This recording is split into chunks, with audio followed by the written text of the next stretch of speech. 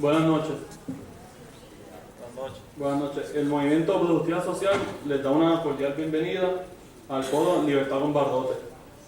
La misión del Movimiento Productividad Social es funcionar como un puente entre la comunidad universitaria de nuestra facultad y la comunidad necesitada que nos rodea. Nuestro fin es abrir un espacio para tener debates y tertulias en el que podamos enriquecernos con intercambio de ideas.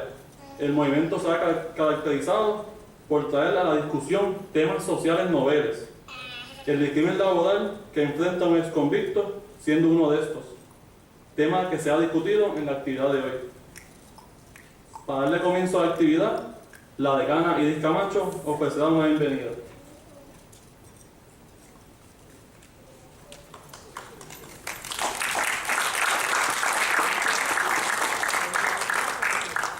Con ustedes la decana.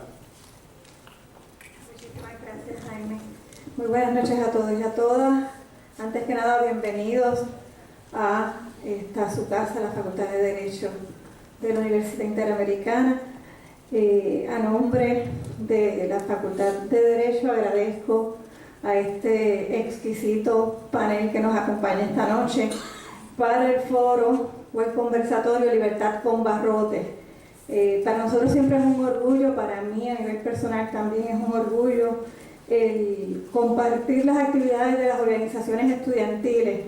Yo creo que esta actividad de hoy demuestra que nuestros estudiantes tienen muy claramente establecido lo que es la responsabilidad social de los abogados y de las abogadas y cómo podemos insertarnos en las discusiones más sensibles de nuestra sociedad para aportar. Así que hoy me enorgullece muchísimo ser decana de estudiantes de esta facultad, me enorgullece muchísimo esta actividad que el Movimiento de Pro Justicia Social diseñó y sé que va a llevar a cabo con gran éxito. Sin más, pues nuevamente bienvenidos y muchísimas gracias por acompañarnos esta noche. Muchas gracias a la decana, un buen aplauso. Ahora los dejo con la presidenta del movimiento, Yadira Latorre, y el vicepresidente, Emanuel Lavoy. Otro abrazo. Me siento como los mensajes del gobernador. Son así. Bienvenidos, buenas noches. Él es Emanuel Lavoy, el vicepresidente del movimiento, y yo soy Yarelis Latorre, presidenta del Movimiento Pro Justicia Social. Para nosotros es un placer y un honor estar aquí con todos ustedes y abrir este espacio para hablar de un tema que muchas veces nosotros le damos la espalda y que es muy importante para nuestra sociedad. El Movimiento Pro Justicia Social busca promover el interés, la educación y la discusión sobre temas que nos conciernen a la sociedad, temas que son importantes, pero que nos damos mucha importancia porque tendemos a pensar que no nos afectará a todos nosotros. Nuestro objetivo principal es construir un puente de comunicación y apoyo entre la comunidad estudiantil de la Facultad de Derecho de la Universidad Interamericana con la comunidad exterior. Queremos dar a conocer estos temas y colocarnos a disposición pública como herramienta para construir con las causas que adelanten los fines de la equidad, la justicia y el bienestar de las comunidades de nuestro país. Ahí, el equipo de movimiento, todos hemos tenido diferentes experiencias, tanto con los confinados y confinados, con el área que para nosotros es bien importante atender estas situaciones. Es por eso que quisimos hacer este foro y un gran aplauso a los ponentes de este foro y comenzamos a explicarles y hablar un poco de cada uno de ellos. Esta noche nos acompaña el senador Miguel Pereira. Nació en Calley en 1947, se crió en la calle Salvador Bravo de ese pueblo y se graduó de la Escuela Superior Benjamin Harrison. En 1964 comenzó estudios en el recinto de Río Piedras de la Universidad de Puerto Rico. Obtuvo un bachillerato en estudios generales con concentración en psicología en 1968. Tras graduarse, Pereira se unió a la Fuerza Aérea de los Estados Unidos y se convirtió primero en piloto de aviones luego en piloto de helicóptero de rescate.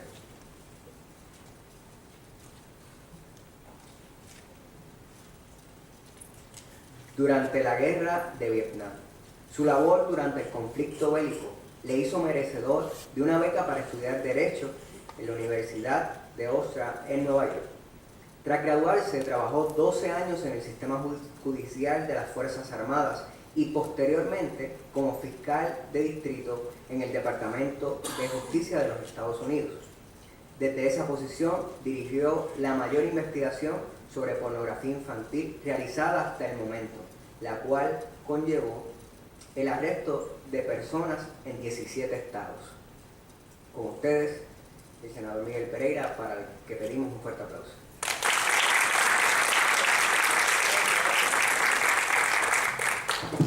Añadimos que en el servicio público, la carrera profesional del senador cobró una nueva dimensión cuando fue llamado al servicio en el 2001 por la entonces gobernadora de Puerto Rico, Sila María Calderón. Un año más tarde fue designado como superintendente de la Policía de Puerto Rico. Pereira Castillo fungió como líder de la Fuerza Policial del Estado Libre Asociado hasta el 2003, cuando pasó a ser secretario del Departamento de Corrección y Rehabilitación, puesto que ocupó hasta 2008. En octubre de 2011 presentó su candidatura al Senado de Puerto Rico por el Distrito 6 de Guayama, resultando victorioso por la contienda electoral celebrada en noviembre de 2012. Desde enero de 2013, además de sus funciones legislativas, también dirige la Comisión de los Jurídicos, Seguridad y Veteranos, así como la Comisión de Ética e Integridad Legislativa en el Senado de Puerto Rico. Ahora sí, un aplauso.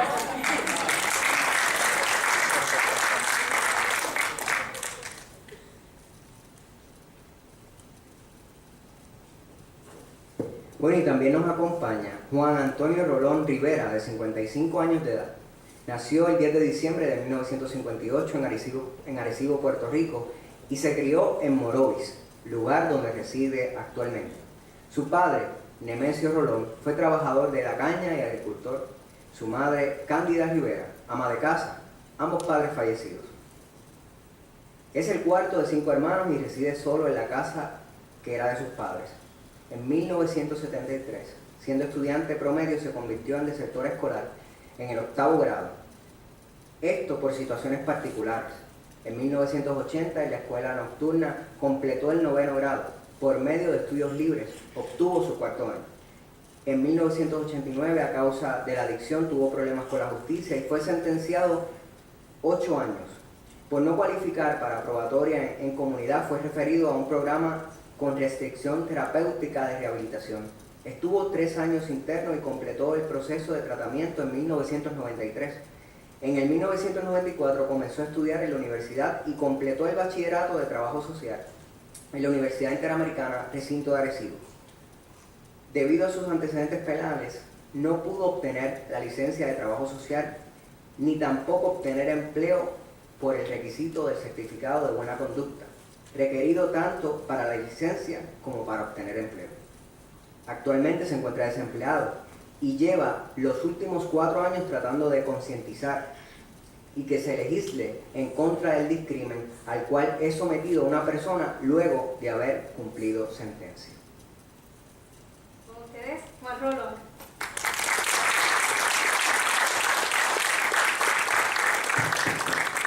Para nosotros es un placer, también nos acompaña la licenciada Mirta Morales Cruz, que posee un bachillerato en Ciencias Políticas y Francés de la Universidad de Georgetown, un Juris Doctor de la Universidad de Puerto Rico y maestrías en Derecho de las universidades de Harvard y Oxford. Además, completó una maestría en Sociología Jurídica en el Instituto Internacional de Sociología del Derecho de Oñati, País Vasco. Morales Cruz fue investigadora visitante en la Escuela de Derecho de Harvard por 2 años. Desde agosto del 2013 se desempeña como catedrática adjunta en la Facultad de Derecho de la Universidad Interamericana de Puerto Rico, donde fundó el Instituto de Educación y Participación Ciudadana. Es profesora de una clínica de asistencia legal afiliada al instituto y de los cursos de Introducción al Derecho, Investigación, Análisis y Redacción Jurídica y Abogacía y Movimientos Sociales. Morales Cruz es miembro del Seminario en Latinoamérica de Teoría Constitucional y Política, organizado por la Escuela de Derecho de Yale, de la Red Regional Latinoamericana sobre Empoderamiento Jurídico, y es asesora legal de la coalición Cero Desalojos de Puerto Rico. Sus trabajos han sido publicados en el International Journal of Clinical Legal Education, el Oñati Social Legal Series, Academia, revista sobre la enseñanza del derecho de la Facultad de Derecho de la Universidad de Buenos Aires, las revistas jurídicas de la Universidad Interamericana de Puerto Rico y la Universidad de Puerto Rico, y en los libros que publica el Seminario en Latinoamérica de Teoría Constitucional y Política. Ha presentado su trabajo de abogacía comunitaria en las facultades de Derecho de Harvard y Columbia y la Universidad del Rosario en Bogotá, y presentando ponencias en múltiples congresos nacionales e internacionales. En el 2006 recibió el premio Urbe de Excelencia Arquitectónica por su trabajo como servidora pública, defensora del derecho de la ciudad. Para nosotros es un placer tenerla aquí, la profesora Mirta Morales. Y parte mentora del Movimiento Pro Justicia Social.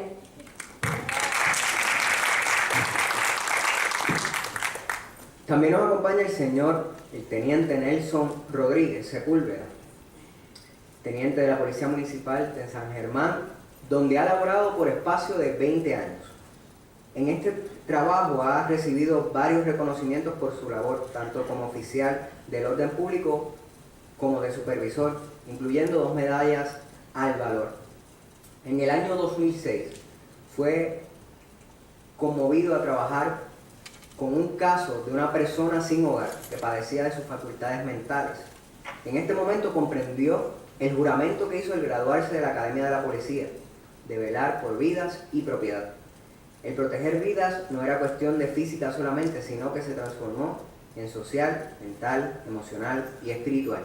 De allí en adelante comenzó a ayudar a las personas sin hogar, a las personas con problemas de adicción a drogas y alcohol, y a todos los que podían tener algún problema social que necesitaran de su ayuda. Gracias a su labor comunitaria ha tenido varios puestos, como son director de la Oficina de Relaciones con la Comunidad de la Policía Municipal de San Germán, presidente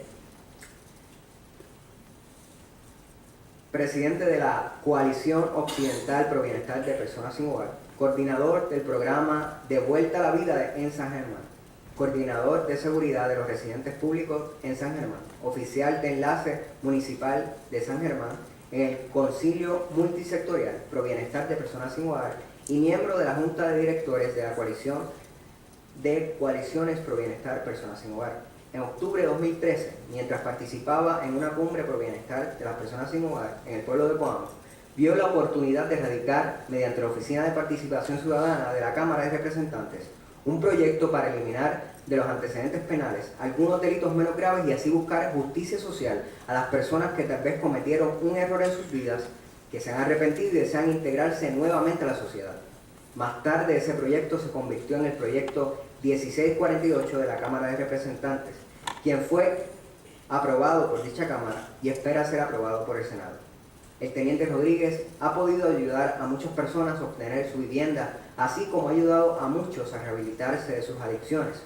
Su deseo es que todos tengan la oportunidad de cambiar sus vidas. Vamos a darle un fuerte aplauso al teniente Rodríguez.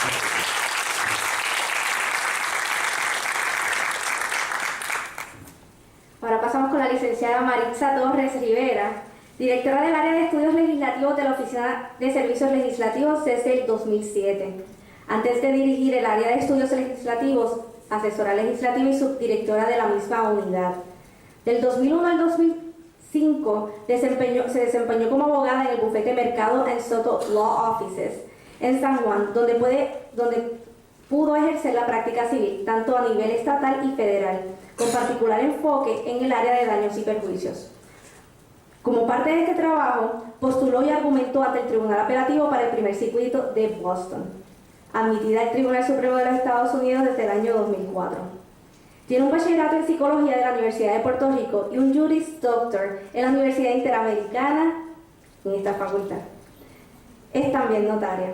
Al presente, incursiona en el ámbito de la gerencia de los proyectos en vías de obtener la certificación del Project Management Professional. A nivel personal, es una de las primeras 3 mujeres en Puerto Rico en darle la vuelta en la isla a kayak.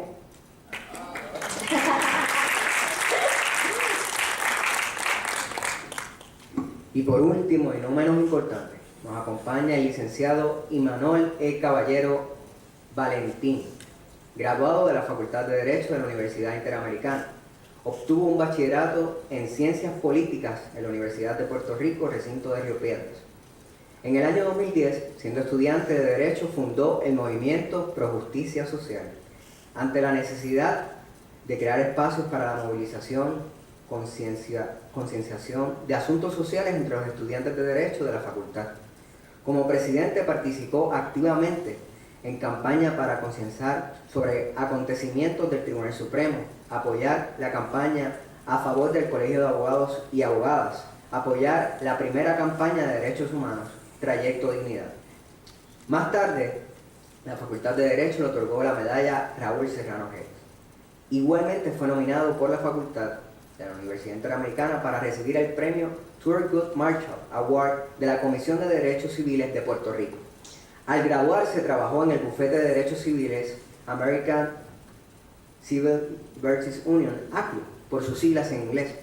Allí dirigió un estudio sobre el comportamiento de la Asamblea Legislativa durante el periodo 2009-2012, sobre los derechos humanos, libertad de expresión, derechos de pacientes con VIH, libertad de culto, derecho a la mujer. De la mujer, el estudio fue publicado en el 2012. En el año 2013 fue nombrado como asesor auxiliar del gobernador, honorable Alejandro García Padilla, en la oficina del gobernador en Bienestar Social, Cultura, Recreación y Deportes. Más tarde fue nombrado como asesor auxiliar del gobernador en Seguridad Pública, puesto que actualmente ocupa. Entre sus tareas está proveer asesoría en áreas relacionadas a prevención de la criminalidad y respuestas a la criminalidad desde la perspectiva de derechos humanos. Participar en la conceptualización, implementación y evaluación de política pública. Formular recomendaciones al gobernador para otorgar o denegar clemencias ejecutivas. Imanol Caballero es autor del blog Cuerda Tensa y algunos de sus escritos han sido publicados en Tongas, Diálogo Digital, el periódico Claridad y el portal 80 Grados. Pido un fuerte aplauso para Imanol Caballero.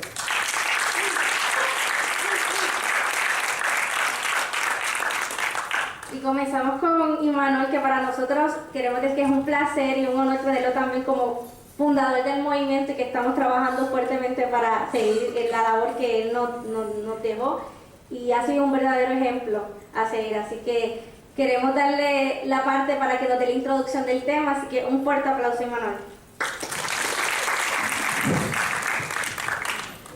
El privilegio es para mí. Muchas gracias por la invitación y quiero felicitar al Movimiento Pro Justicia Social por estar haciendo algo muy importante y dándole espacio para que los estudiantes en las universidades del país se integren a discutir asuntos de importancia social y no mantenerse al margen, sino que crear los espacios de reflexión y al interior de las universidades y luego buscar la forma de presentar soluciones.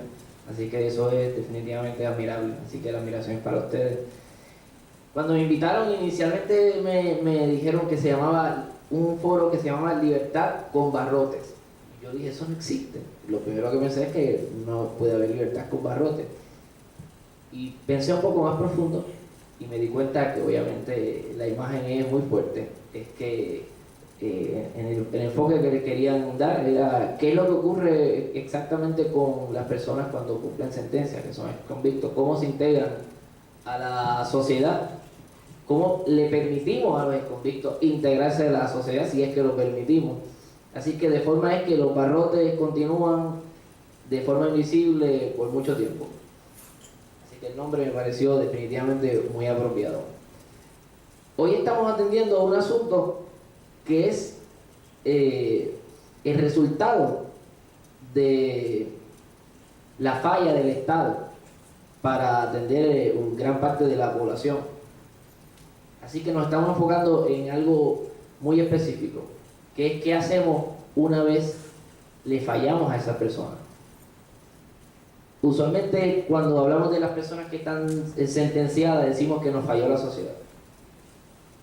Pero es muy importante comenzar a pensar cómo es que la sociedad le falló a esa persona para que termine en prisión. Yo creo que es una perspectiva importante de tener en la mente. tal vez le fallamos desde un principio y luego que cumplen la sentencia y dicen que cumplió con la sociedad, también lo volvemos a fallar.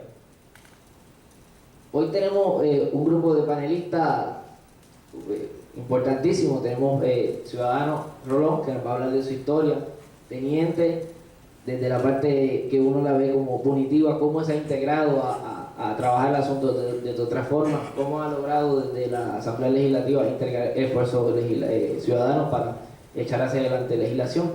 Podemos hablar de asuntos constitucionales, asuntos sociales, así que es un foro que pudiese ser muy complejo, pero vamos a dirigirlo hoy en cómo logramos romper con una discriminación que sufren las personas convictas. Así que podemos partir de una premisa muy básica: hay discrimen en el país con las personas que han cumplido sentencia y son exconvictos.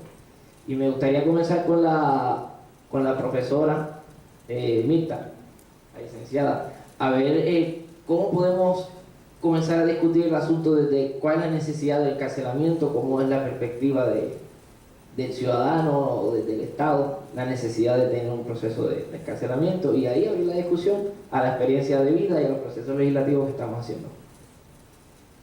A mí me gustaría que empezáramos con Juan, si me permite, porque me parece que es más apropiado tal vez que todos reflexionemos y todas reflexionemos a raíz de la historia de él, que es el que ha vivido en carne propia el tema que vamos a discutir hoy. Así que si me permite, yo me voy a tomar esa libertad de pasarle el micrófono a él. Muchas gracias, profesora, y gracias por la invitación. Y Pereira, saludos. Y a ustedes también por estar aquí esta noche. Fíjate,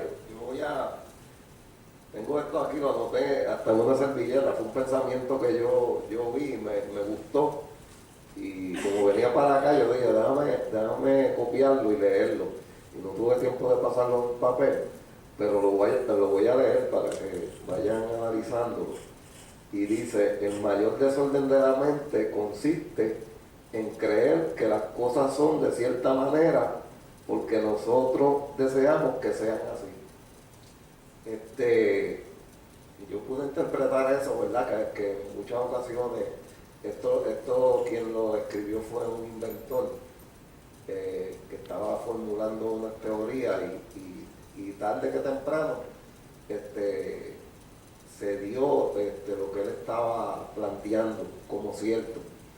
Y entonces se basaba en esto porque recibió mucho rechazo, y fue Louis Pasteur o algo así, yo no sé pronunciar bien en francés, pero sí hizo unos avances con la cuestión de las enfermedades, y en parte tiene mucha relación con esto que vamos a discutir aquí, porque en el caso mío particular yo tuve problemas con la ley a causa de mi adicción a drogas, que yo en realidad yo tuve una buena crianza, tuve unos excelentes padres, pero tuve problemas a raíz de caer en la adicción a drogas. Luego de eso, ¿verdad? Que tengo los problemas con la justicia, pues me someto al sistema de corrección, y como bien mencionó Emanuel, cuando estaba leyendo, ¿verdad?, la pequeña biografía que yo le envié, pues al yo no cualificar para una probatoria en comunidad, pues me refirieron a un centro de tratamiento, o tenía las dos opciones, podía escoger la cárcel también, ¿verdad? En ese momento yo elegí irme al programa, el cual tuve que someterme dentro de esa restricción, apartarme de mi familia, de mi hogar. En muchas ocasiones se piensa que los hogares son hogares, pero eso no son hogares, son instituciones. Y es un concepto que incluso si vamos a visualizarlo de un modo Si se trata de algo de salud, como está establecido que es la condición de adicción, no solamente de salud física, sino de salud mental, que es la parte más fuerte de esa condición, pues no se puede tratar a todo el mundo de la misma manera. Y en ese ha sido mucho el fallo y el aumento de la criminalidad que hemos visto en el país. A mi manera de ver las cosas, ¿verdad? Por mi experiencia y por las personas que están dentro de las instituciones, que establece estadísticamente que un 80% está con ese tipo de delitos relacionados a eso, y los crímenes que vemos en la prensa tienen muchísima relación con las drogas. Entonces el sistema no solamente ha fracasado con las personas que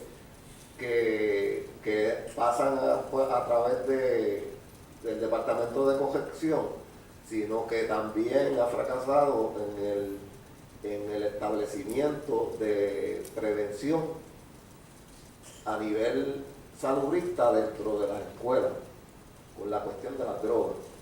En las escuelas pues no se lleva la prevención y entonces cada vez son más las personas que van cayendo. Solamente salen en reportajes de la prensa algún artículo de alguna droga que sea dañina, como el otro día estaban hablando, salió un periódico de la metanfetamina, ¿verdad? Hay otras drogas como el crack, como la marihuana, como todo ese tipo de cosas, y cuando vemos que se criminaliza a una persona por utilizar una sustancia, es como si hubiera una cajetera, yo lo comparo con eso, como si hubiera una cajetera con muchos riscos, y yo no rotular esa cajetera, y yo pretender que nadie muera en esas vías. Asimismo está ocurriendo con la cuestión del problema de la droga y la adicción. Una es porque es un negocio lucrativo, y otra es porque las drogas son cada vez más adictivas. Y en muchas ocasiones, como el caso mío, yo caí en la adicción sin pensar en los problemas que me iba a traer la adicción, ¿verdad? Porque nadie se convierte en adicto de la noche a la mañana. Y es erróneo que también, ¿verdad?, pensar que solamente con las drogas ilegales la persona se convierte en un adicto, porque el alcohol está legalizado, y cuántas personas no mueren en un fin de semana por accidentes de tránsito. Entonces, ¿qué sucede? Hay una disyuntiva en cuanto a si coger a una persona y encerrarlo en una institución, o ofrecerle el trato como un ser humano, de darle el trato que sea humano, que sea justo. Porque como yo pasé por la experiencia de estar en una institución llamada hogar, y trabajé bastante y fui sometido a mucho esfuerzo, a veces saliendo con un pedacito de pan por la mañana y caminar, vendiendo artículos, y como yo todavía lo veo que ha seguido un aumento. Hoy salió un reportaje acerca de la trata humana, y en el Código Penal que establece en el artículo 160 la trata humana se penaliza. Mas sin embargo, cuando vemos a jóvenes que por causa de haberlos tal vez cogido con alguna sustancia, el Estado los envía a estos centros y entonces los perpetúa dentro de ese sistema, que se vuelve como una cadena. Y entonces, además de eso, y del tema que está abonando el día de hoy aquí la universidad, tiene la doble penalidad de que aún terminando con ese esfuerzo y ese sometimiento, tampoco, a la vez que termine ese proceso, puede ir a un tribunal y eliminar esos antecedentes y poder trabajar.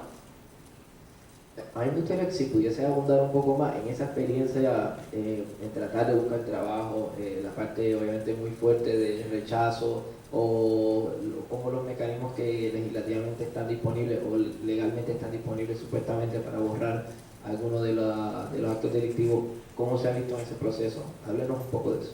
Porque a mí, cuando yo fui sentenciado, que fue en el 89, que fue 8 años, a mí me dijeron que a los 10 años yo podía eliminar el récord a través del tribunal. Y entonces pues yo pensé eso en el principio. Cuando yo cumplo mi sentencia, que fue en el 97, a través del gobernador que estaba en ese entonces, fui hasta la fortaleza para solicitar un indulto, cosa que se me hizo difícil. Eso fue en el 97 y yo lo dejé porque yo pensé que en el 99, que fue cuando yo me gradué, pues ya se cumplían los 10 años y yo podía ir al tribunal y eliminar los antecedentes penales. Pero para la sorpresa mía fue que cuando llegué donde el abogado, que hablé con él, le pregunté y él me dijo, sí, son 10 años, pero 10 años después que cumple la sentencia. Ahora la ley establece que tiene que esperar 5 años. 5 años. 5 años, una persona que esté 10 años preso tiene que esperar 5 años más para poder ir a un tribunal y ir a demostrar. Yo pude hacer ese proceso el año pasado, el 11 de junio del 2013. 25 años después de la sentencia y 17 años después de haber cumplido, para tal vez tener alguna oportunidad de conseguir empleo. Eso es algo que yo entiendo que aparte de que se maltrata al individuo, también se maltrata a la familia, porque si una persona tiene 2 hijos y tiene una esposa y trata de buscar empleo, y no es que uno vaya a buscar empleo y no consiga empleo, es el discrimen cuando a uno le dicen no, porque necesita el certificado de buena conducta. Lamentablemente ahí, ¿qué opciones puede tener una persona?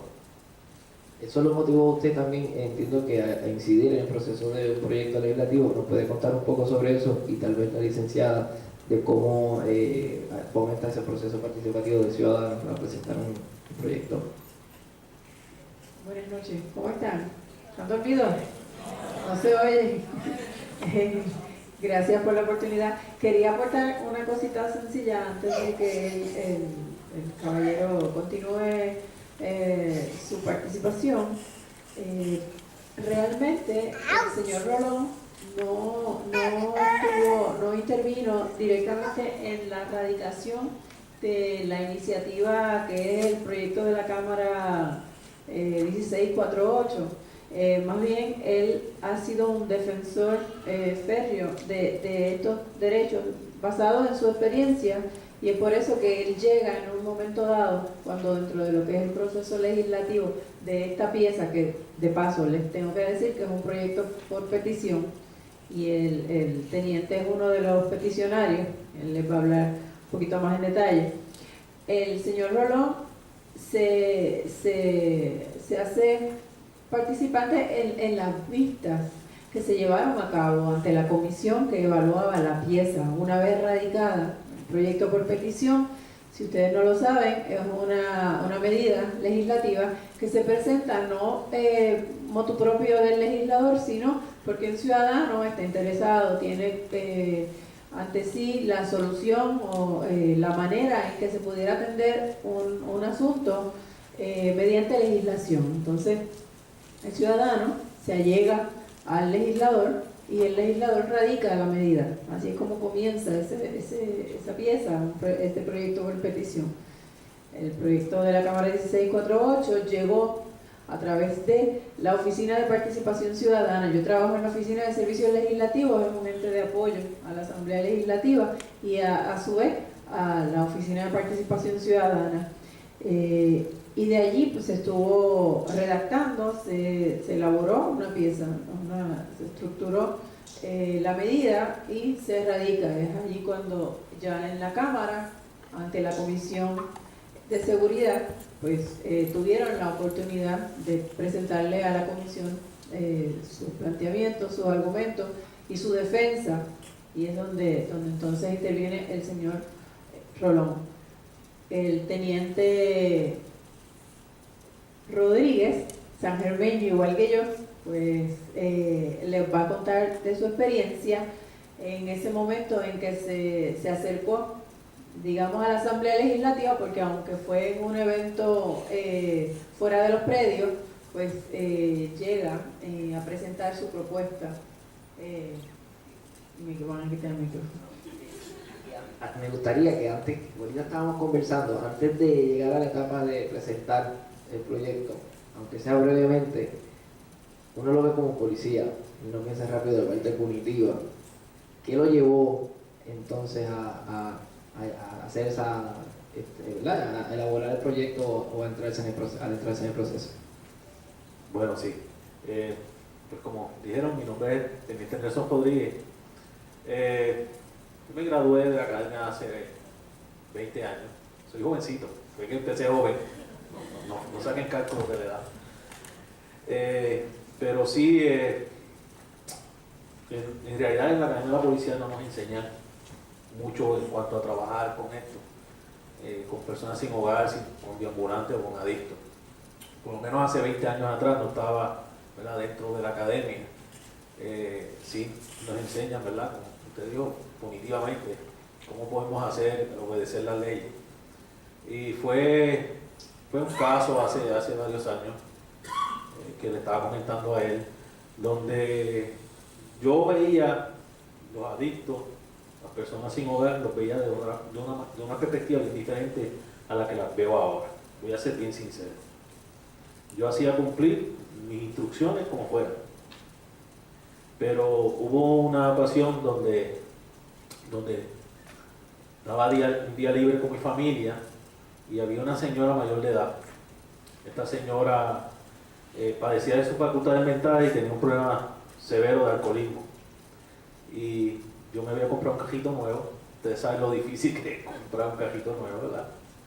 Y la señora se quitó los zapatos y cuando yo pasaba me tiró con los zapatos hacia mi carro, hacia mi vehículo. En el momento yo me molesté, como cualquier persona, ¿verdad? Pero cuando me bajé del vehículo para reclamarle lo que había hecho, al ver su físico, era como si algo me hubiera detenido, ¿verdad? Y yo sé que ella comenzó, la escuchaba a lo lejos, insultándome, sin ninguna razón, porque yo ni siquiera le di la palabra, pero el momento de coraje, antes de bajarme del vehículo, de repente desapareció. Y yo sentí algo en mi corazón, sentí compasión. Al otro día, cuando comencé a trabajar, pues para aquella época yo era sargento de la policía, no me la podía sacar de la mente. Cuando llegué, decidí averiguar dónde ella vivía. Y tanto estuve preguntando hasta que llegué a su casa. Una casa de cemento, sin ventana, sin puerta, llena de basura. Cuando entré vi basura en el piso, vi comida descompuesta, vi un matre de verdad que roto, lo peor que ustedes se pueden imaginar, sin luz, sin agua.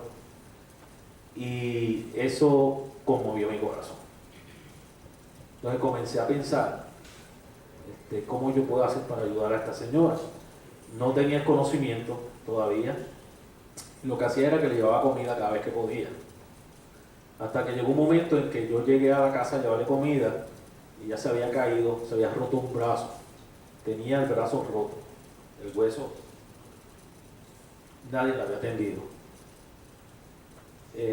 Yo la monté en mi patrulla y la llevé al hospital. Y comencé a darme cuenta que yo podía hacer algo diferente. Que tal vez yo usando mi puesto dentro de la policía podía ayudar a las personas. Y así comencé entonces a trabajar con personas sin hogar, con adictos, ya no me metía a los puntos a gestar a los muchachos, sino a veces me metía a los puntos a decirle, mira, ¿quieres salir de esto? Te puedo ayudar. Comencé a conocer diferentes programas en Puerto Rico, comencé a tener contacto también en programas afuera en Estados Unidos para ayudar a los adictos. Ya el alcalde pues me llamaba a mí cada vez que había un deambulante o había un adicto, había alguien durmiendo bajo el puente, para yo resolverlo. Y me di cuenta que era más fácil yo llamar a un sitio y decir, mira, es el teniente Nelson Rodríguez de la Policía Municipal de San Germán y estoy hablando a nombre del alcalde, necesito ayudar a tal persona. Pues notaba que la gente se movía rápido, a que tal vez yo lo hiciera como un ciudadano. Comenzamos a trabajar muchos casos. He aprendido sin tener tal vez la educación de un trabajo social a hacer casi de todo. Puedo referir personas a ayudas del gobierno, a tarjetas de salud, a diferentes cosas, a vivienda.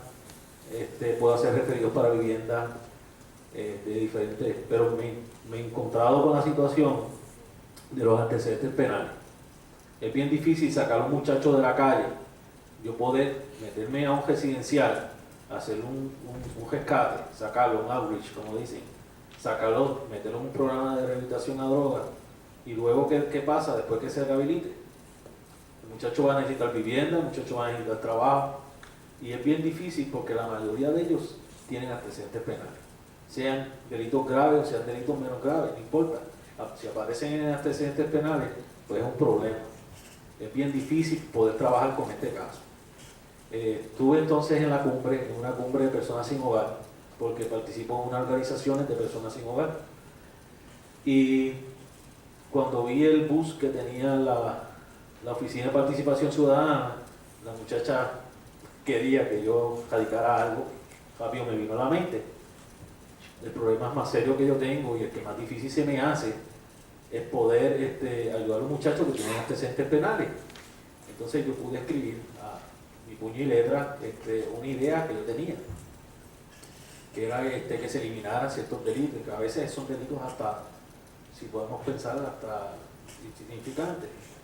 Y entonces yo puse eso como una medida. Ellos me preguntaban por qué yo lo hacía, y es bien fácil. Si un muchacho que tiene problemas de adicción a droga decide salir de eso, y yo los he visto, que de verdad tienen el corazón que quieren, que lo tienen en su corazón, que quieren que su familia vuelva y crean en ellos, hacen todo lo posible y están 2 años, 3 años, 4 años. Luego se les cierran las puertas cuando quieren estudiar o cuando quieren trabajar, se sienten rechazados nuevamente. ¿Y dónde van a volver? Van a volver a trabajar juntos. Porque ellos piensan, no son personas tal vez normales, son personas que han pasado también por situaciones bien difíciles. Hay adictos que no se vuelven adictos simplemente porque quieren probar drogas. Yo he tenido casos de un muchacho, hubo 2 hermanos que dormían en un parque, y cuando yo le pregunté por qué te volviste adicto, el hermano mayor me dijo, es que la única manera de yo poder olvidarme por unos momentos de que mi hermanito menor está durmiendo en un bliche más abajo pasando frío y hambre. O sea, hay situaciones que no solamente es que se vuelven adictos porque pues, son delincuentes, sino es porque hay situaciones en su vida. Esos mismos hermanos, su papá se suicidó y su mamá los tiró a la calle. Son situaciones que a veces conllevan a que estos jóvenes usen drogas, y de verdad ellos quieren salir, pero si se encuentran con esa barrera, definitivamente, y que se sienten rechazados, vuelven de nuevo entonces a Yo quisiera, en enlace a la ponencia, preguntarle al senador, que él ha tenido una trayectoria de superintendente y de secretario de corrección. Habrá visto el desarrollo de estos intentos legislativos muchas veces para solamente disminuir el tiempo en el que se puede, por ejemplo, eliminar los antecedentes penales, y también cómo existen algunas políticas que por un lado, por ejemplo, quieren fomentar que las personas mayores de 65 años hoy puedan, ¿verdad?, completando un proceso, salir de la cárcel como tal, pero por otro lado admitiendo tal vez esa premisa de que la cárcel no es el mejor lugar para tener a la persona toda la vida. Estamos también discutiendo si queremos aumentar penas del Código Penal. ¿Cómo vemos ese conflicto de política pública? Bueno, buenas noches.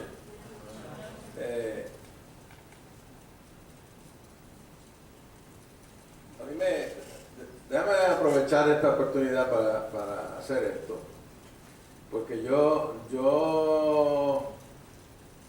a veces entiendo, yo a veces entiendo que es mejor preguntar que hablar. Es mejor que yo les pregunte a ustedes cosas que nos lleven a llenar un contexto de hechos o de realidades para que podamos hablar de la misma cosa.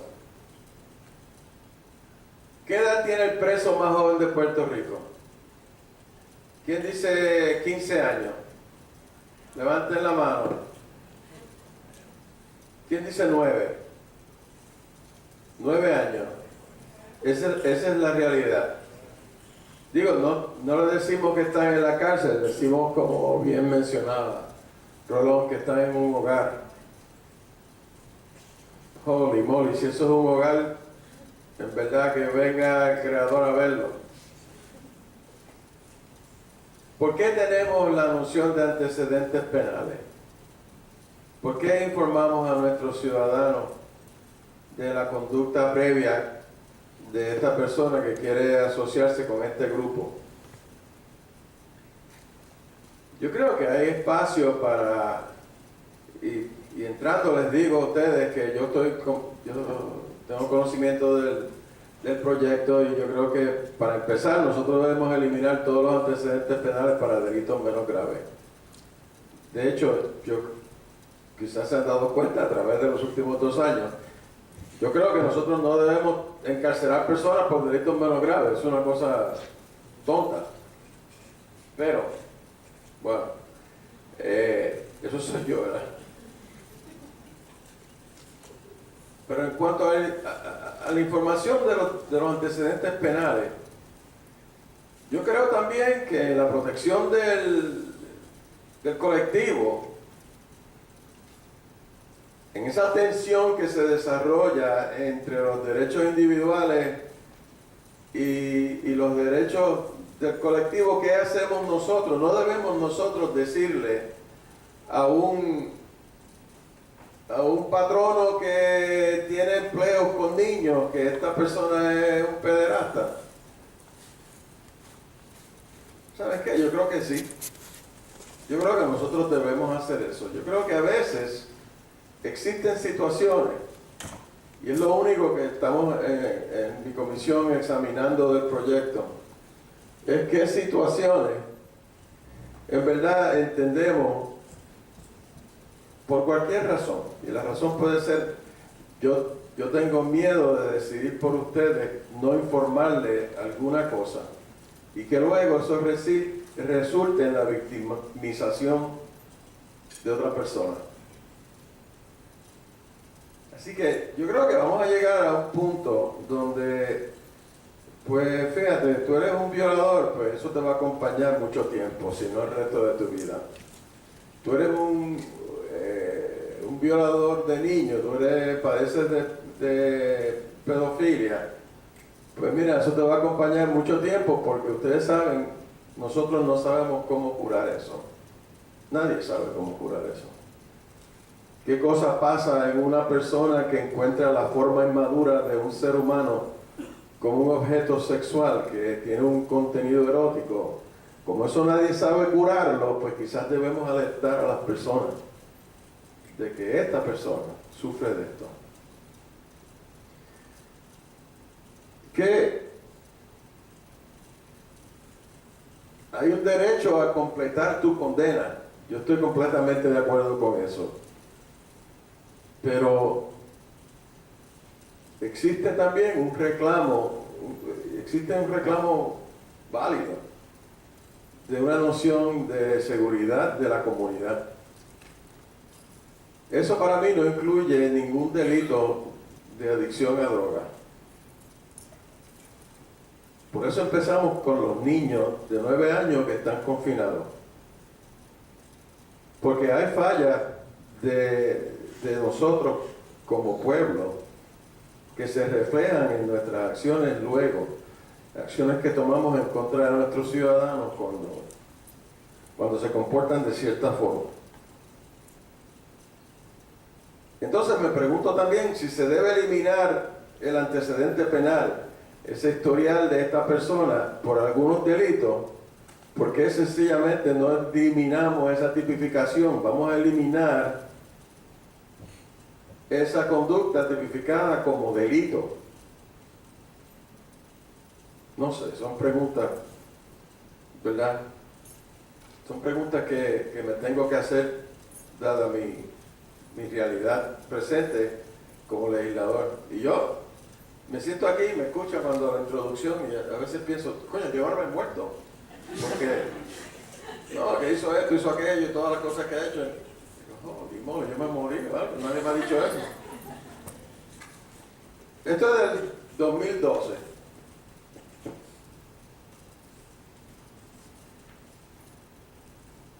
La mediana de sentencia en el sistema correccional de Puerto Rico, 7 años. 7 años. Esa es la mediana. La mediana de edad, 33 años.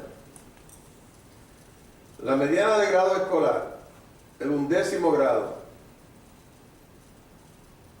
El 11º grado.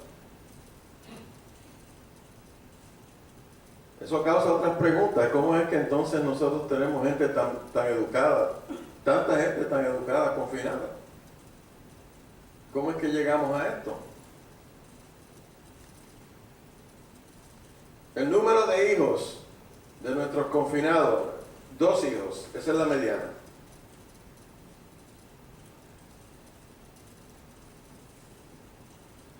Consumidor o consumidora de drogas prohibidas al momento del arresto, 85.71%.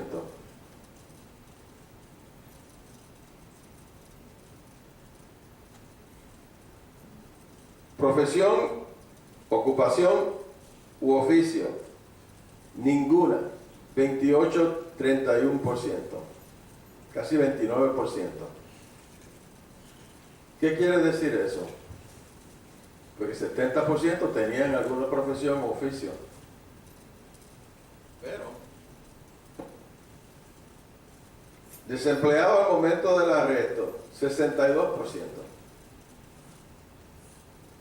Pues entonces, yo creo que, y lo mencionó Rolón, nosotros de hecho nos conocimos, si mi memoria no falla, temprano en mi función legislativa, porque él vino caminando de Morovis, ¿verdad? Eso nada más me mereció mi admiración perpetua, porque caminar desde Morovia a San Juan para ver con un legislador es una cosa... ¿Perdón? 22 veces ha caminado. Ah, sí, ha caminado mucho, sí. No, me lo digo también, yo le pregunté, caramba, porque yo me preocupé por devolverlo a Morovis. Yo dije, caramba, yo te llevo. Dice, no, yo he hecho esto unas cuantas veces, no me acordaba del número exacto, pero nada, lo que quiero compartir con ustedes es que este foro y foros como este son importantísimos, porque deben generar la curiosidad en ustedes de informarse acerca de todos los problemas que tienen estos sistemas. El sistema de corrección de Puerto Rico, 65% de nuestros confinados reinciden. 65%. Pero ustedes saben qué? Eso está justo en el medio de todas las jurisdicciones americanas, todas. La experiencia norteamericana es entre 60 y 70%. Pues algo malo está pasando ahí dentro, algo malo. Pero lo que se entiende es que es rehabilitación, y parte de la problemática es que nunca la definimos. ¿Es la rehabilitación la ausencia de delito? Pero la ausencia de delito puede ser sencillamente que no te han rearrestado. ¿Es la rehabilitación la educación? Ahí es donde reside la rehabilitación, pero ¿saben qué? nosotros tenemos unos combinados educados. Pues entonces, ¿dónde es que reside? ¿Dónde es que nosotros tenemos que encontrar el espacio para rehabilitar? Pues la respuesta es, me parece a mí, digna de un esfuerzo de ustedes que están en la academia, de ustedes que están preocupados por estos temas, de ustedes que tienen el tiempo y la inteligencia y el entrenamiento para ayudarnos a nosotros a buscar la solución. Yo creo, por ejemplo, esa exposición que hizo Rolón es tremenda. O sea, yo pasé, dice él, 25 años después de mi ofensa, 17 años después que salgo del penal, por fin termino mi expediente de antecedentes penales. Pues gracias, pero no gracias. O sea, muchas gracias, tiene que decir él. Y hay que aceptar eso, ¿verdad? Pero ¿cómo satisfacemos todos los intereses que están asociados con esto? Pues ciertamente la de él es fácil, porque no debió haber pasado. Eso no debió haber pasado así. No debió haber pasado de esa manera, y por eso es que yo estuve aquí una vez antes, y esa vez que estuve aquí estaba hablando de cómo es que nosotros metemos gente presa por fumar marihuana. Como diría en Castilla la vieja, tell me I'm dreaming. Porque, en verdad, por favor, o sea, y nada, no me puedo poner a hablar sobre porque me agito, en verdad. Me agito. Pero, ¿saben qué? Nosotros tenemos que tener conversaciones como esta que estamos teniendo y tenemos que incluir todos los tópicos. Lo único que yo observo acerca de esta conversación es que yo tengo como una reacción a caracterizar la justicia. Justicia social, justicia criminal, justicia... Yo soy de los que yo no caracterizo la justicia porque no creo que exista tal cosa como justicia social. Yo creo que existe justicia. Y ahí fluye todas las demás caracterizaciones de justicia. Si nosotros nos preocupamos por ser un país justo, pues tenemos justicia social, tenemos justicia económica, tenemos justicia de todos los demás adjetivos que podamos imaginarnos. Pero llegar a ser un país justo incluye unas conversaciones difíciles. Yo puedo adelantar que el proyecto, yo auguro mucha posibilidad favorable para el proyecto, porque donde estamos considerando no es la razón de ser del proyecto. Yo creo que está todo el mundo de acuerdo en la comisión de que resultados de adicción a drogas no deben incluirse en eso. Les adelanto que, como dice Otto von Bismarck, lo dijo, la política es el arte de lo posible. Así que yo entiendo posible que eso va a pasar. Yo entiendo posible que nos vamos a meter delitos que son el resultado de la adicción. Yo entiendo necesario, yo como persona, como legislador, que se incluyan ciertos delitos que a mí no me da el corazón para no informarlos. O sea, yo sencillamente, mire que yo soy bravo, pero yo no tengo el coraje, la valentía de no incluir ciertos delitos que ya describí. Yo creo que una violación es tan terrible que sencillamente nosotros tenemos que, eso hay que informarlo. Pero aparte de estos 3, 4, 5 delitos, top 5, pues los demás antecedentes penales tienen que guardarse para el proceso investigativo de agencias de investigación pública, ¿verdad? pero no deben hacerse disponibles ni comentarse fuera de eso. Yo no sé si contesté tu pregunta, pero... No, yo sí la contestó y abrió como 15 interrogantes adicionales. Pero buenísimo, gracias. Yo creo que hay un consenso interesante, obviamente en los panelistas, y desde el punto de vista gubernamental, lo digo en mi calidad personal como asesor auxiliar del gobernador, en esto de los delitos de menores. Se sabe, se ha conversado de que hay que hacer algo. Hay un mecanismo disponible, como dijimos, más allá de que sea que se reduzca el tiempo en el que se puede eliminar, y a eso quiero preguntarle a la licenciada. En el 2002 hubo un caso que es muy reconocido, que es el de Wilfredo Jesús Toyota, que es esta persona que va a buscar trabajo y tiene récord, antecedentes penales, y cumplía con todo. Y dice, muy bien, enséñame tus antecedentes penales. No tienes trabajo. Y demandó. Uno de los asuntos que se estaba alegando, que era interesantísimo, es que esto es un discrimen, pero no solamente es un discrimen, esto es un discrimen por condición social. Así que me están violando mis derechos constitucionales. El Tribunal Supremo no logró resolver, así que se dividió y sabemos pues, que no creó precedente, pero hay algo muy interesante que es la conversación. ¿Cómo logramos enlazar el que es un discrimen por condición social, el ser ex convicto? Cuando hablamos de reintegración de nuevo a la sociedad, podemos hablar de reintegración cuando en realidad muchas veces nunca han estado integrados a la sociedad porque han estado siempre marginados. A ver si podemos abundar un poquito en eso.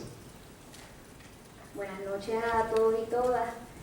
Quiero felicitar al Movimiento Pro Justicia Social por haber organizado este conversatorio sobre este tema que a mí me parece que es importantísimo que lo discutamos acá en Puerto Rico, y va para mí a la raíz de los problemas principales que nosotros tenemos como sociedad. A mí me toca profundamente y yo quiero reivindicar un espacio para la rabia y para el dolor cuando hablamos de un tema como este, que realmente pues la situación es profundamente injusta.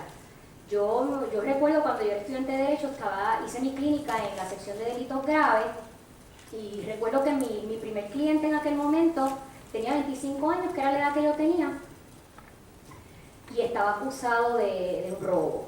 Y yo estuve trabajando el caso de él bastante tiempo, unos meses, me inserté directamente en el caso completamente, visité el residencial donde vivía, conocí a su mamá que era HIV positivo, conocí a su compañera, conocí a sus hijos, conocí de situaciones de violencia doméstica de las vecinas.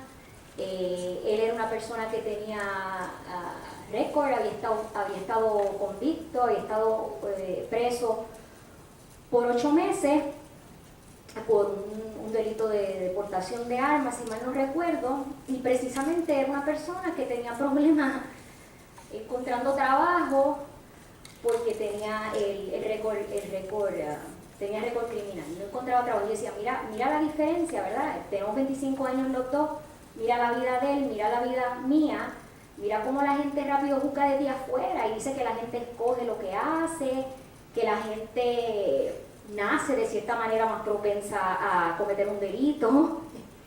Y yo desde ese momento, a mí no se me olvida esa persona, yo me acuerdo exactamente de su nombre, sus 2 apellidos, me pregunto todo el tiempo dónde está, porque durante el tiempo que lo estaba representando, él estaba en probatoria y lo arrestaron por otro delito y lo tuve que ir a visitar al Oso Blanco. Eso no se me va a olvidar, cuando me lo sacaron encadenado de manos y de pies con el uniforme amarillo. Yo no ver una persona que uno conoce así, impacta y uno dice, ¿qué es lo que estamos haciendo, verdad? Nosotros como sociedad, que unas personas, yo coincido contigo, están completamente marginadas y entonces hacemos juicios sobre su vida, sobre sus acciones, a base de nuestras propias experiencias, sin tener la más remota idea de del entorno en el que crecieron, de las dificultades que tuvieron.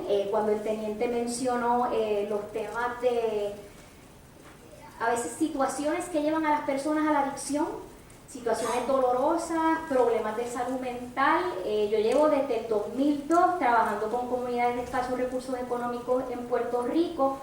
No me dedico a la práctica criminal, trabajo mayormente con comunidades de escasos recursos que enfrentan amenazas de desalojo, y he trabajado con varios residenciales públicos en Puerto Rico y con comunidades especiales. Y uno de los temas que siempre surge en las reuniones comunitarias es qué podemos hacer para atender esto que estamos discutiendo aquí hoy.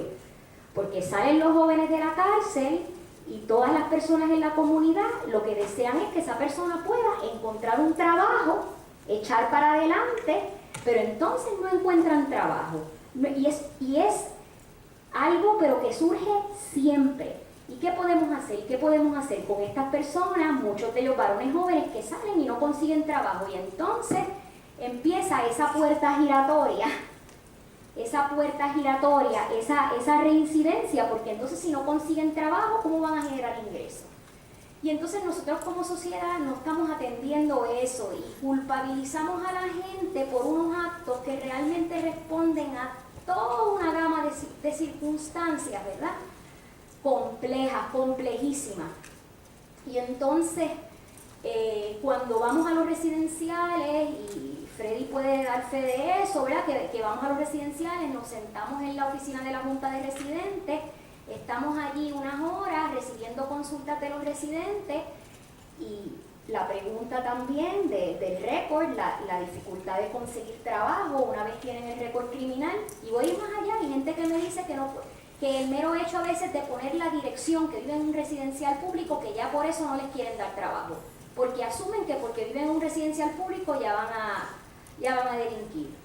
Y entonces eso es horrible, porque vemos entonces pues también la criminalización de la pobreza, y entran con las historias y están hablándole a uno de un problema que tienen de desahucio, y de repente sale una situación de abuso sexual de una menor.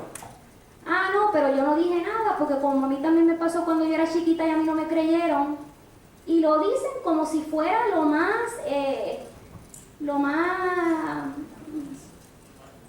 usual. Y eso está tan... el abuso sexual en todas las redes sociales, ¿verdad? Pero yo estoy diciendo, cuando voy y paso tiempo también en las comunidades, noto que hay también esa problemática. Y entonces problemas de salud mental, que también, la salud mental va a estar bien vulnerable también si uno no tiene seguridad económica. Porque si uno no tiene seguridad económica, ¿cómo uno va a estar saludable mentalmente?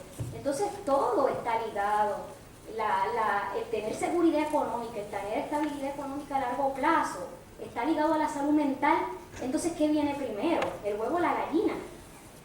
Entonces son tantas cosas que no estamos viendo. A mí me ilusionó muchísimo el comentario que hizo el senador en cuanto a que lo que ellos están tratando de hacer al evaluar cómo van a tratar de atender el asunto de los antecedentes penales, es ver en qué casos se requería que la persona informe. Y justo antes de entrar aquí estaba conversando con el licenciado Rafael Rodríguez Rivera, que es el director de nuestra clínica de asistencia legal y de la Oficina Legal de la Comunidad, que trabajó por muchísimos años en la Corporación de Educación y Acción Civil, que es la corporación que estuvo representando a los confinados en Puerto Rico a raíz del pleito de clase que se llevó en el Tribunal Federal, el pleito de Morales Feliciano. Y él precisamente me estaba diciendo que hay otros lugares en el mundo en que la legislación lo que indica es que el patrono debe demostrar por qué, qué razón legítima tiene para poder entonces pedir el antecedente penal.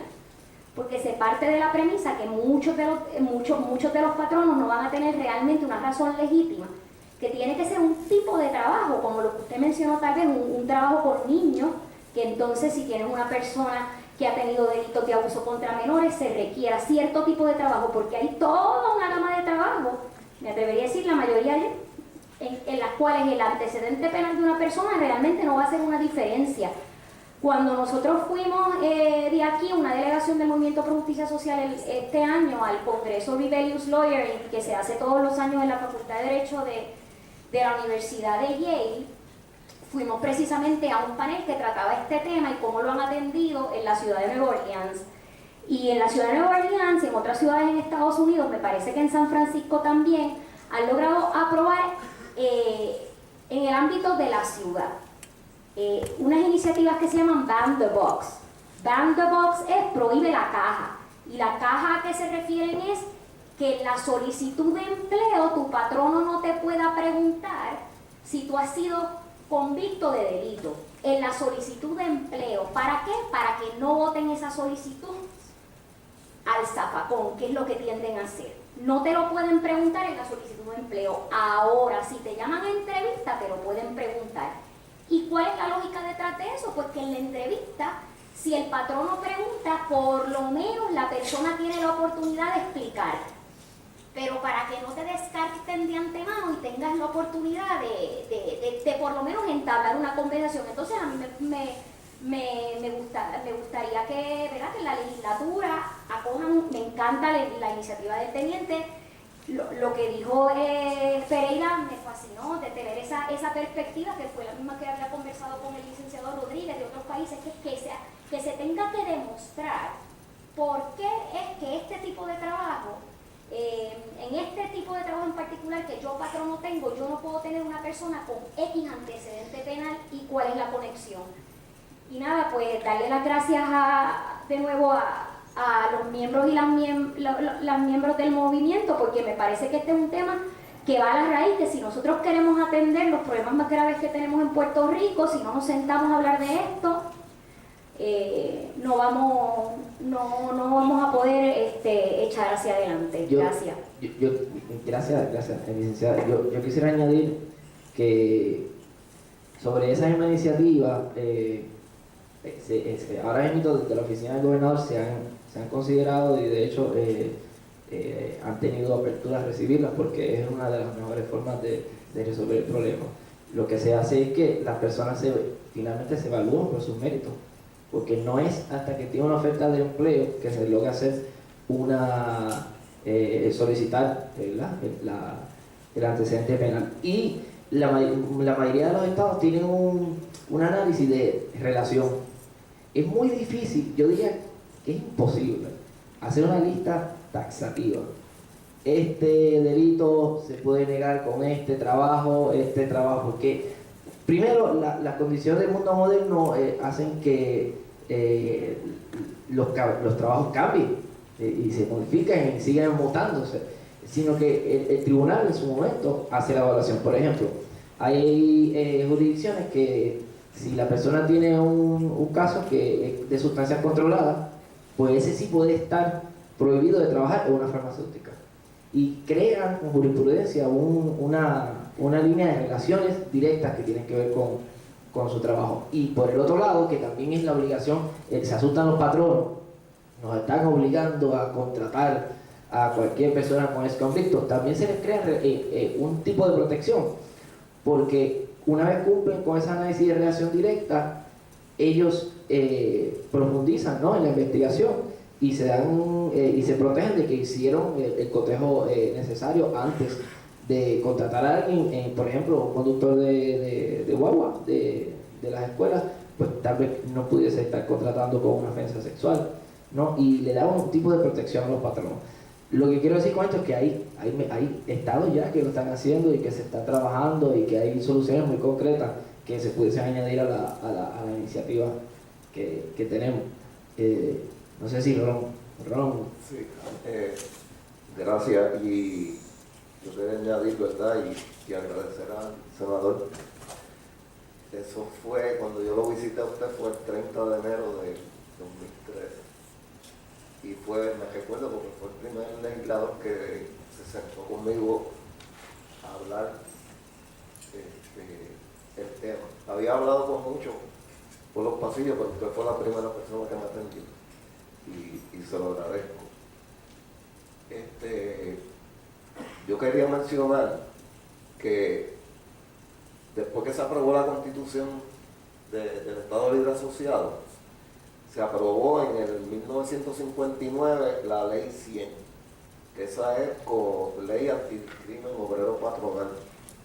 Entonces, esa ley lo que busca es que no haya discrimen cuando se va a solicitar empleo. Discrimen por género, por color, y qué sé yo.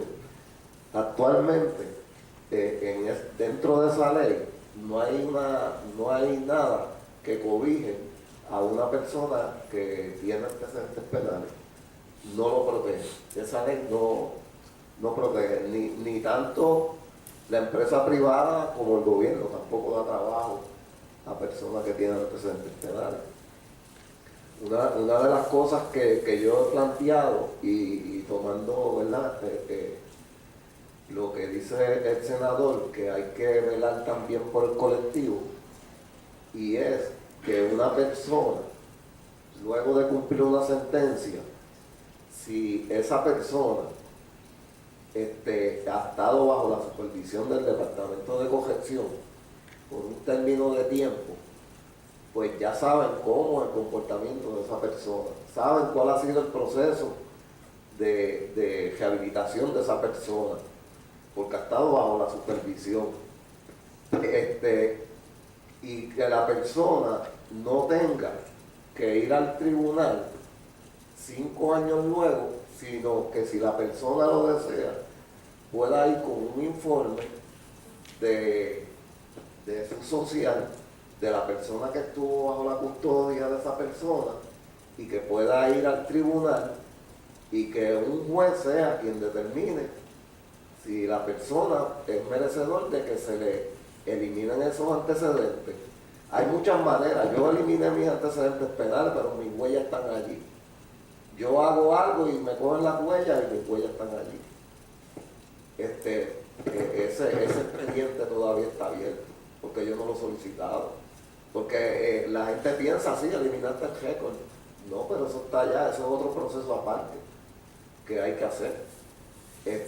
Y yo pienso que si está el derecho a la rehabilitación dentro de la Constitución, pues quien tiene que certificar que esa persona sí ha hecho unos cambios es el propio sistema, y no que la persona tenga que esperar y seguir dando tumbo por espacio de 5 años adicionales para entonces, si es que ha sobrevivido, de ir a un tribunal y pararse frente a un juez, como tuve que hacer yo, a que el juez diga que, pues sí, te lo vamos a dar por lugar, con un abogado, con un fiscal y qué sé yo. ¿Sabes? Hay muchas maneras de ver los problemas, porque si cuando estaban el tiempo de la esclavitud, a los negros no les dieron la libertad 3 años después, porque tenían miedo de que los negros fueran a violar mujeres y a matar gente. Y entonces, para que los mismos que eran los dueños de esos esclavos tampoco se quedaran hacia la intemperie, lo único, ¿verdad?, que aquí en Puerto Rico, pues la historia habla de que los que tenían los esclavos los trataban bastante bien, pero no deja de ser esclavitud. Eso es como la privación de libertad, como estas instituciones que llaman hogares y qué sé yo qué. Eso es, por más que le pinte de colores los bajotes a una cárcel, sigue siendo cárcel. ¿Sabes? La puede adornar como quiera. Y hay muchas cosas que se pueden hacer, pero yo creo que es cuando se rompe con la cuestión del paradigma de que si una persona estuvo preso, pues ya es un criminal. Si una persona cometió un delito, o porque, como habló el senador de la cuestión de la marihuana, lo cogieron con un cigarrillo de marihuana, no vamos a encejarlo porque es un criminal. Tú sabes, que las cárceles lo que hacen son criminales. Según yo estaba hablando ahorita cuando comencé, de la cuestión de las enfermedades, que en los hospitales moría más gente que los que se quedaban en la casa, porque no morían en los hospitales de la condición que llegaron, morían de las enfermedades que cogían cuando estaban en el hospital. y los encejaban así mismo para evitar que enfermaran a la comunidad y moría mucha gente. Y entonces estamos en el siglo XXI y todavía se quiere, mira, desde el Código Penal Español, desde 1880, habla que el 15 de enero de 1900 al utuadeño José Cueva lo sentenciaron a 6 años y 10 meses. Eso es con todos los derechos, sin ningún derecho a nada, ni derecho a votar, ni derecho a nada, más aparte 6 años y 10 meses adicionales bajo vigilancia.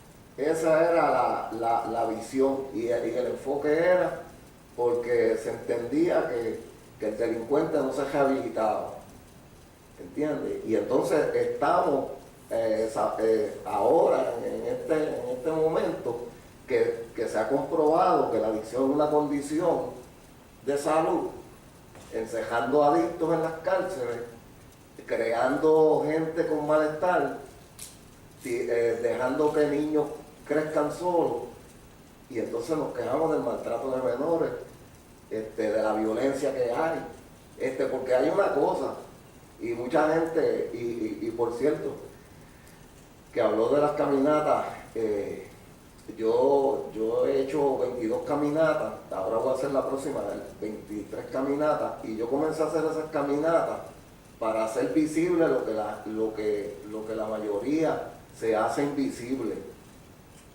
Yo me hice visible para que se haga visible el trato que se está haciendo con una persona que ha tenido problemas con la adicción y que a pesar de recuperarse y a pesar de demostrar más allá de toda duda que es una nueva persona, el mismo sistema ni lo protege y contrario a eso lo que hace es penalizarlo.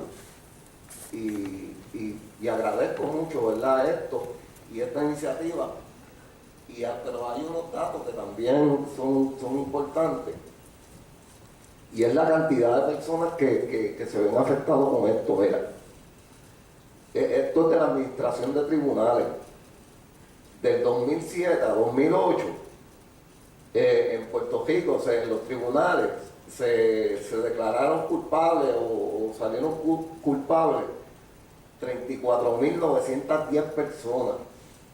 En el 2008-2009, 30.778. En el 2009-2010, 30.332. El 2010-2011, 29.363. En el 2011-2012, 31.224. Si sumamos eso, son 156.597 personas que no pueden conseguir empleo. Y si contamos los de 2013, 2014, que el promedio es de aproximado 30.000 adicionales, pasaría de los 180.000. Y si buscamos de los últimos 10, llegaríamos a 500.000. Entonces tenemos 500.000 de personas por ahí sin posibilidades.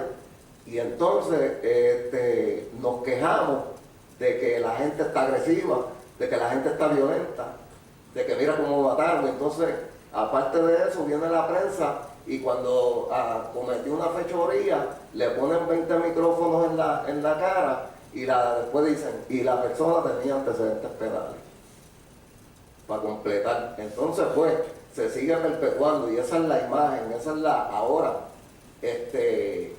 cuando una persona cumple una condena, que sale que está haciendo las cosas bien, no van los periodistas a decir, mira, estás haciendo las cosas bien, mira qué bueno, cumpliste, saliste, ¿qué hiciste?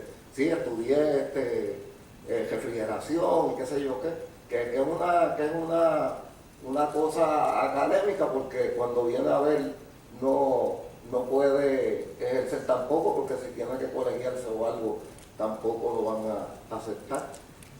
¿Sabes? Yo entiendo la medida que propone aquí el teniente, ¿verdad?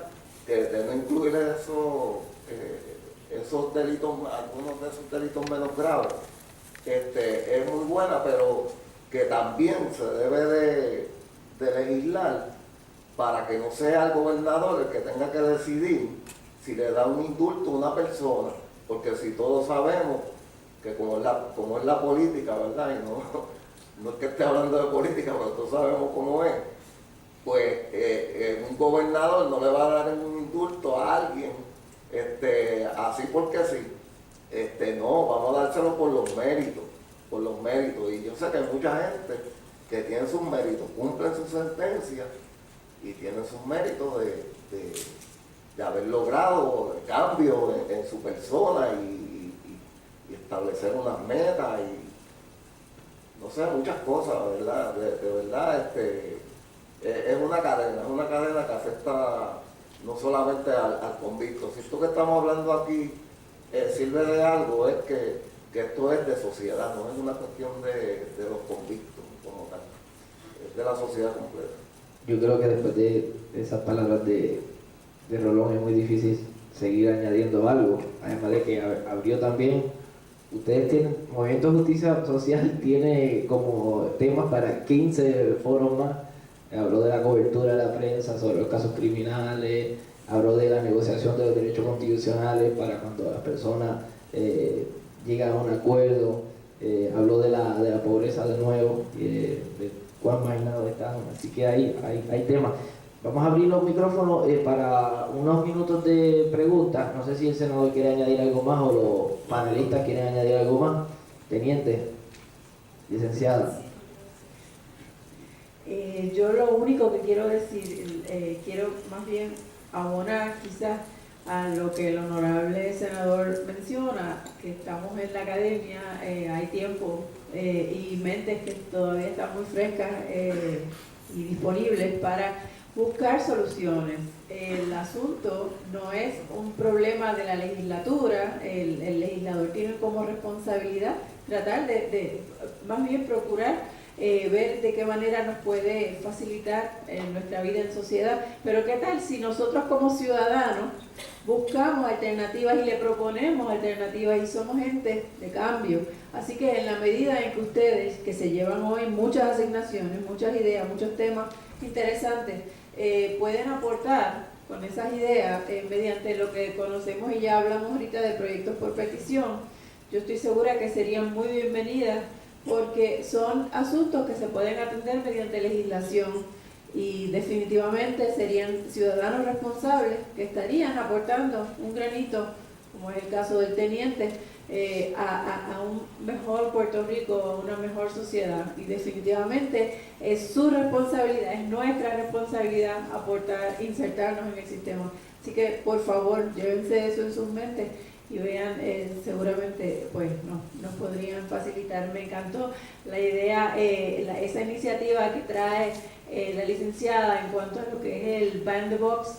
Definitivamente usted va a recibir quizás alguna iniciativa, algo estructurado, y yo estoy dispuesta a colaborarle, a trabajar con los recursos necesarios para que a la brevedad posible se le pueda hacer llegar algo a usted definitivamente. Así que muchas gracias.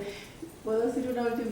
Estoy mega emocionada de estar aquí porque la última vez que estuve en este espacio fue para argumentar en mi primer semestre de la Escuela de Derecho hace algunos añitos, yo creo que ya hace más de 15, y yo estaba tan asustada y tan nerviosa, y volver aquí otra vez y estar entre compañeros me encanta, me emociona, así que tenía que decirlo.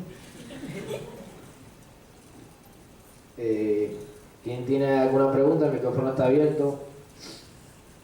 Pueden comenzar sin miedo. Adelante. ¿Todos escuchan? No. Usted tiene una cosa muy interesante con respecto a la criminalización de una actividad humana que no necesariamente podría ser criminalizada, como por ejemplo el uso de una droga en particular. Y cómo es que la sociedad y la justicia o el sistema ha penalizado el hecho de una enfermedad como es la adicción, y yo sé que el proceso es bien doloroso en términos de las frustraciones, porque la gente no entiende la naturaleza de la adicción. Pero ¿cómo es posible, verdad, que se encierre a una persona, pase el resto de sus días, después de haber cumplido una sentencia por haber fumado un par de tabaco o por poseer cualquier sustancia para uso personal y esté condenada el resto de sus días, su familia e incluso, ¿verdad?, sus hijos y demás, sin poder conseguir dinero para seguir viviendo porque la persona no puede trabajar. Bueno, ¿cómo es posible? Es porque seguimos insistiendo en demonizar algunas actividades. Fíjate, la marihuana era legal en el siglo XX, temprano en el siglo XX, y se criminaliza por razones de prejuicio. O sea, se criminaliza porque había muchos mexicanos fumando soga o marigua en los estados del oeste y se criminalizó. El opio, porque los chinos, los orientales se pasaban fumando opio y se criminaliza. La cocaína, porque los afroamericanos, los americanos negros,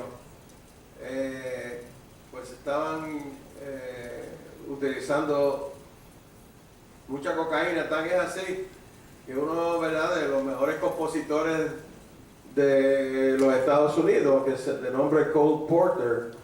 Mr. Porter era un compositor extraordinario y él escribió una canción que se llama I Get a Kick Out of You, y la letra original era I Get No Kick from Cocaine.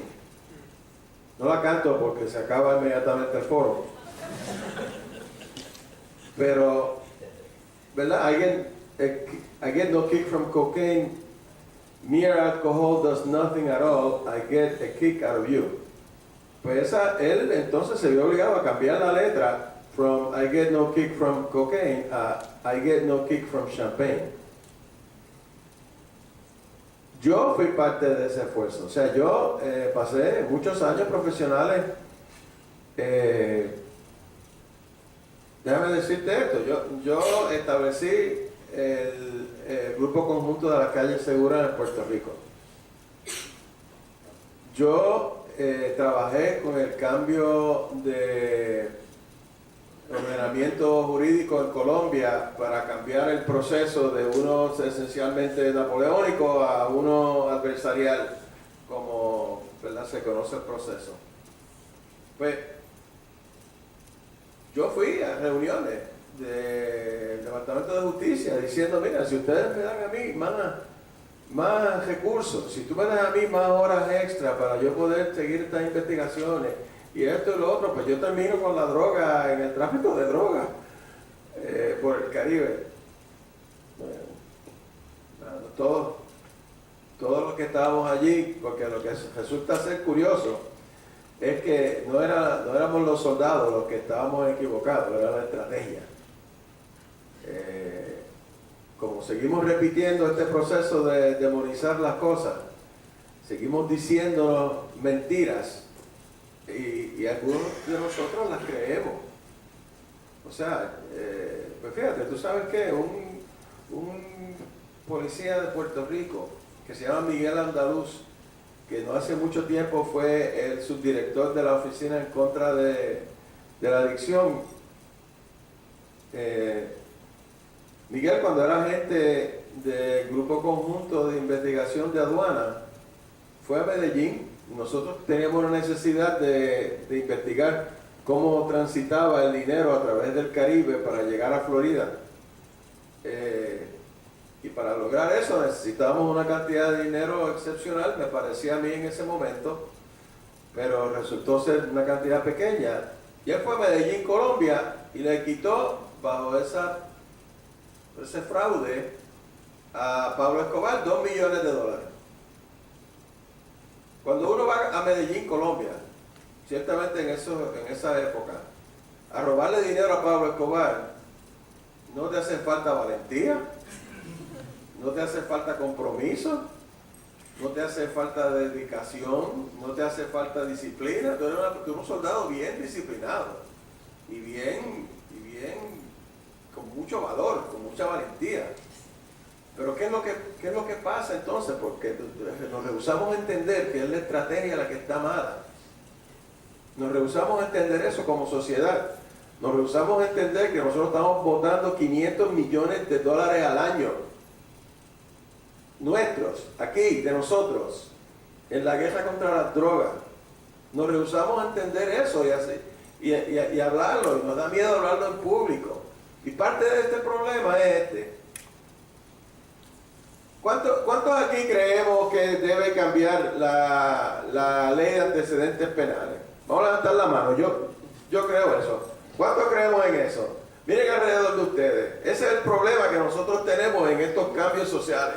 Que nos seguimos hablando unos a otros.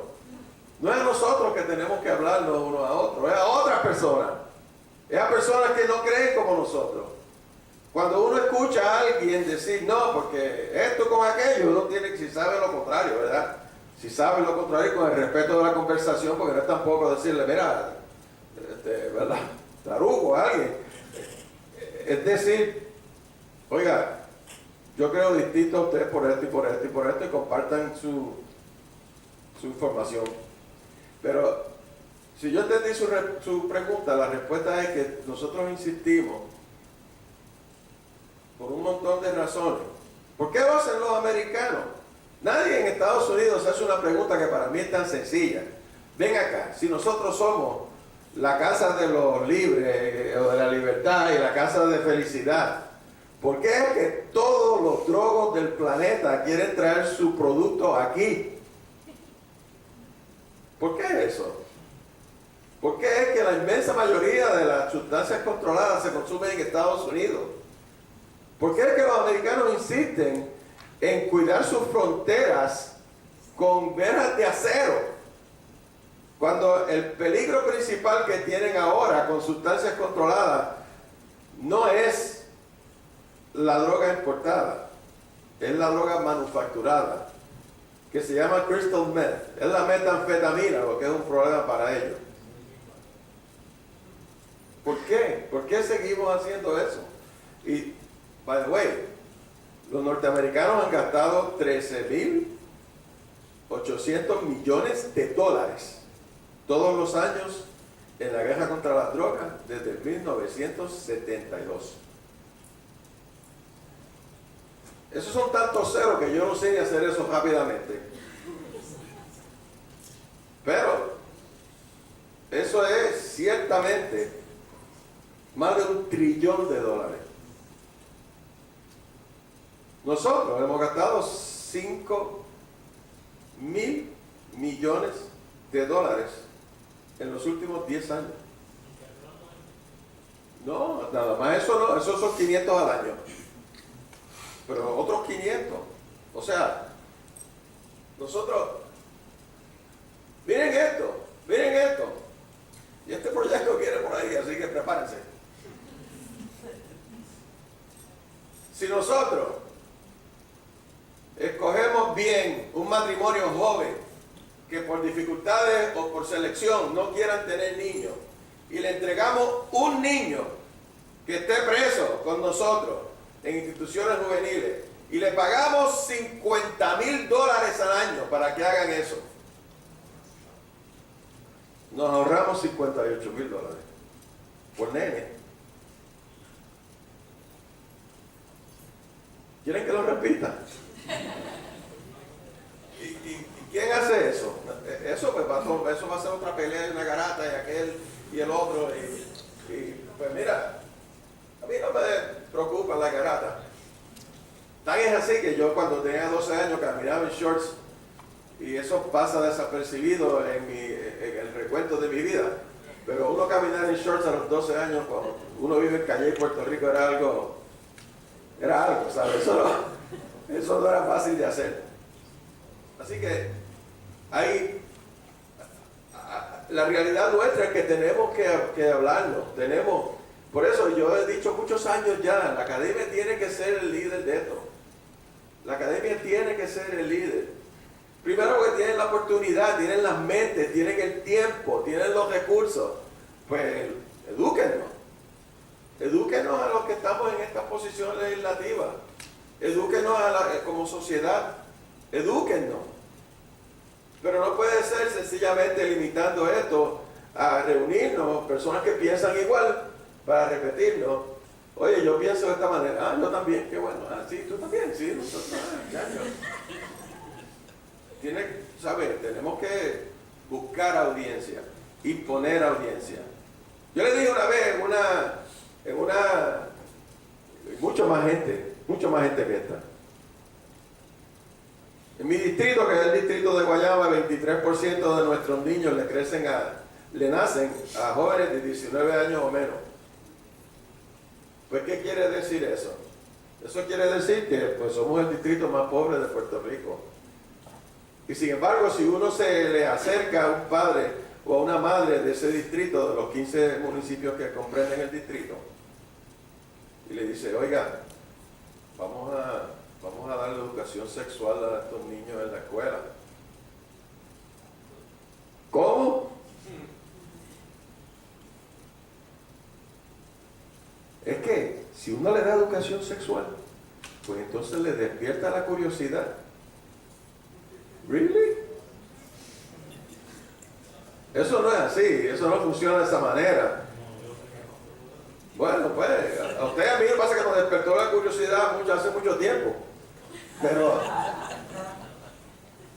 Pero miren, en verdad, y me tengo que ir, porque hablando de eso, mi nieto está en mi casa. Yo quisiera ir a ver los gatos antes que se los lleven los padres. Pero a mí me encanta, me gustó, a mí me gustan estos foros, me gustan compartir con estas personas, como nos dijo Rolón. Yo creo que todo el mundo merece ser escuchado. Tiene una historia para contarme, cuéntamela. Pero no nos sigamos contando la historia unos a otros. Vamos a insistir, y no les va a gustar siempre. Algunas veces no van a estar con personas que piensen igual, no van a estar con personas que aprecien el pensamiento. Y voy a dejar de hablar del pensamiento aquí porque me extiendo demasiado. Pero, por favor, vamos a informarnos. Acepten su responsabilidad de informarse unos a otros. Yo les tengo que decir, yo llevo mucho tiempo pensando en esto y nunca había contemplado esa suma, el monto total de personas que resultan convictas al año. Y aunque ahora mismo en una sentencia mediana de 7 años, la mediana de cumplimiento es 2 años, así que esas personas no van a estar saliendo anytime soon. Tenemos que contemplar 500 000 de personas, un montón de gente. Es tanta gente que esos son todos los residentes de 15 pueblos de este país. Todas las personas vivas en Comerío, en Naranjito, en Barranquita, en Orocovi, en Aybonito, en Sidra, en Calley, en Arroyo, en Guayama, en Salinas, en Santa Isabel, en Juanadía, en Villalba, en Cuamo. Todas las personas que viven en todos esos pueblos son las personas que van a resultar impactadas por esta realidad legislativa si no lo cambiamos. Yo te voy a decir, político al fin, yo te voy a robar la idea y no te voy a dar ningún crédito. Ay, todo el crédito, carajo. Pero, en verdad, muchas gracias por invitarme, licenciada. De hecho, descubrimos que tenemos amigos en común. Eso es bien bueno. Yo una gran persona que es otra abogada, no digo aquella abogada, pues ha tenido mucho más éxito comercial que usted y que yo, pero qué carajo. ustedes que están estudiando Derecho, los dejo con esto. No sé si lo han escuchado, pero es verdad. Los estudiantes de A van a ser todos los jueces y todos los escritores y todas las personas con un afiche de vida extraordinario y bien académico. Los que tienen tuvimos las notas de B, pues resultamos ser los fiscales y, ¿verdad?, ese tipo de, en esa los legisladores aparentemente. En esa realidad de vida. Y los estudiantes de C son los que hacen todo el dinero. Así que,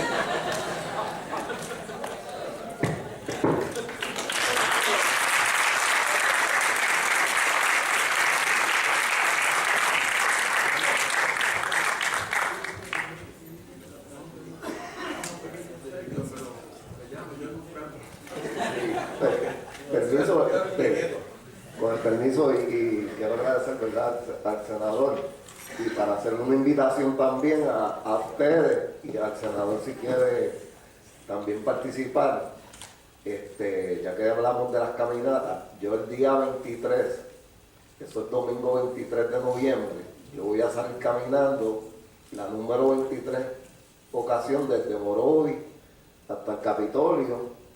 Voy a estar haciendo allí un ayuno de 48 horas y escogí esa semana porque en esa semana es que cuando se le da comida a los deambulantes, se recortan y se peinan y qué sé yo qué rayo. Después el otro día le pasan por el lado y si le pasan por encima le pasan, ¿verdad? Porque eso es como a veces, no digo que esté mal, ¿verdad? Y no digo que eso sea todo el mundo, pero como que las personas se sensibilizan en unas ocasiones especiales. Entonces, pues para como las personas que pasan hambre a veces todos los días, pues yo hice eso, lo comencé el año pasado y este año lo voy a repetir. El año pasado fueron 24 horas, este año van a ser 48. Si alguien se quiere unir, no tiene que caminar ni tiene que ayudar, pero si pueden participar, pues bienvenido. No, voy. Yo pensé, quiero que me diga a mí que te voy a invitar a caminar de Morovia aquí. No, está invitado y puede invitar a los demás. Hacemos eso. Ok, buenas noches. Bueno, con esto concluimos la actividad de hoy. Un fuerte aplauso a todos los panelistas por tener este tiempo. Al señor Juan Rolón, la licenciada Anita Morales, el teniente Nelson Rodríguez, la licenciada Marisa Bordes y el senador Miguel Pereira.